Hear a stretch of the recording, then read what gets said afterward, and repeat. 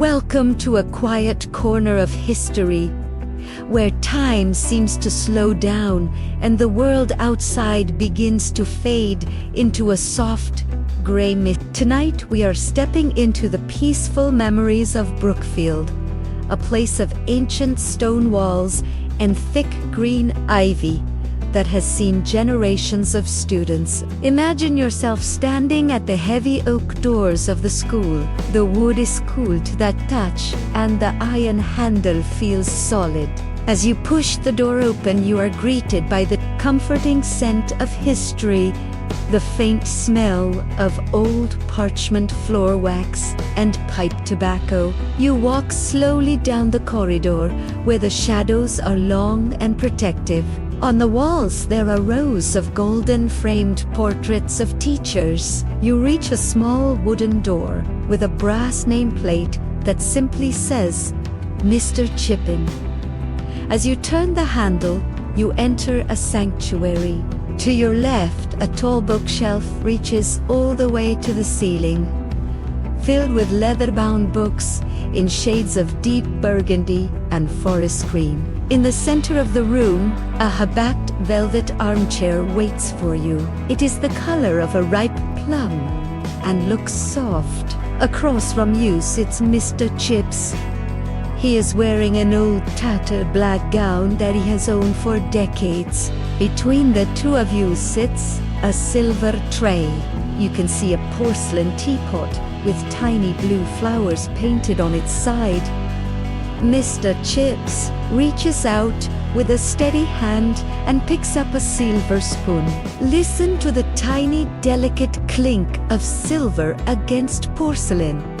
Outside the window, the sky has turned indigo. The first drops of rain begin to fall, a soft patter against the glass. The fireplace in the corner responds with a sudden burst of orange light. The smell of burning cedar wood fills the air. Mr. Chips leans back, his eyes reflecting the flames. He begins to tell you about his first day at Brookfield in the summer of 1870. He remembers the way the sunlight hit the clock tower, making the sandstone glow like gold, and the smell of freshly cut grass. He tells you about the long summer afternoons of the 1880s, when the sun seemed to stand still over the cricket pitch. He recalls the Great Gable, the mountain where he first met Catherine. The mist clings to the jagged rocks like a soft white veil. He remembers her blue dress fluttering in the breeze, and the way her golden hair caught the stray rays of sunlight. Back in the study, the grandfather clock in the hallway strikes the hour. It is a grounded, reliable sound that tells you time is looked after. He describes the river at Brookfield in the autumn, where the water is covered in fallen leaves of crimson and burnt orange.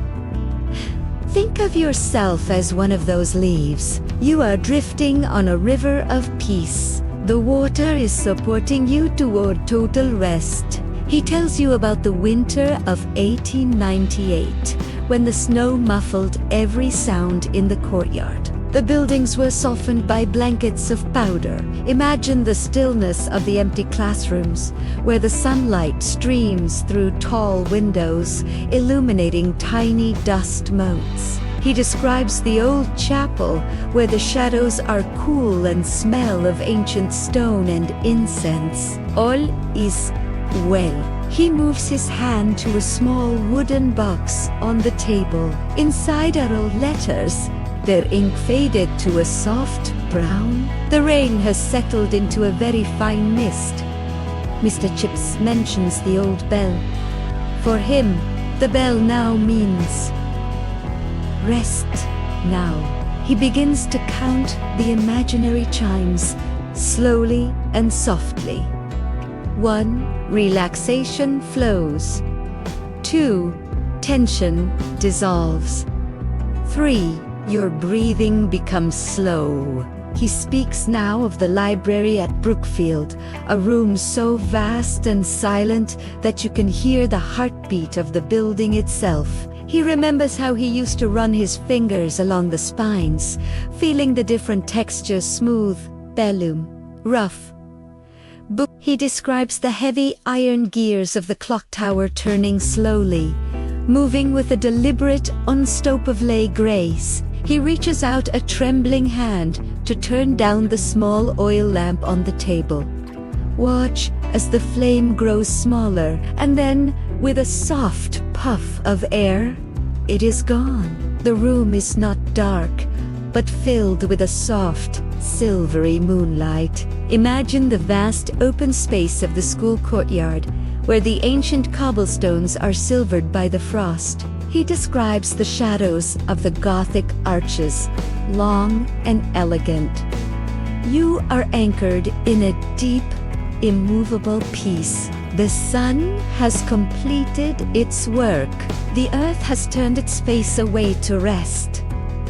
There are no more words needed. He closes his eyes completely now. He is no longer narrating.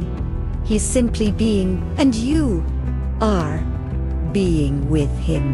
The room is now completely surrendered to the moonlight, and the air feels thick with the scent of old wood and the cooling ashes of the hearth.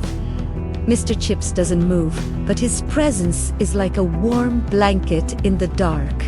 Imagine the great hall of Brookfield at midnight. It is a space of immense height and heavy silence. The long wooden tables, where thousands of boys have sat, glow faintly in the dark. You can almost hear the phantom echoes of distant laughter and the clatter of silver forks. But those sounds are tucked into history. Now there is only the sound of the building, breathing a slow, rhythmic expansion and contraction of stone and timber.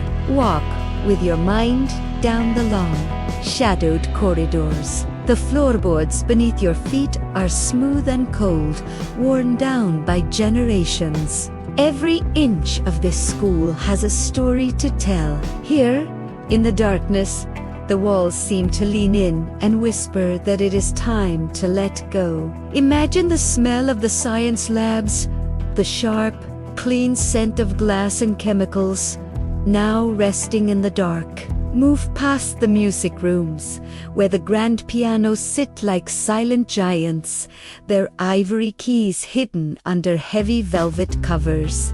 The silence here is not empty. It is a full, heavy peace that settles over you like a cloak. Your heart rate begins to slow. Every muscle in your body is becoming heavy, as if you are being gently pressed into a soft bed of moss.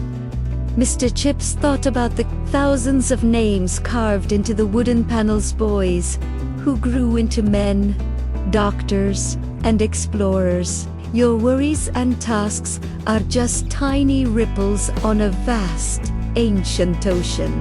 Think of the river that flows past the school gates. The water doesn't rush, it simply flows toward a sea of deep, dreamless sleep.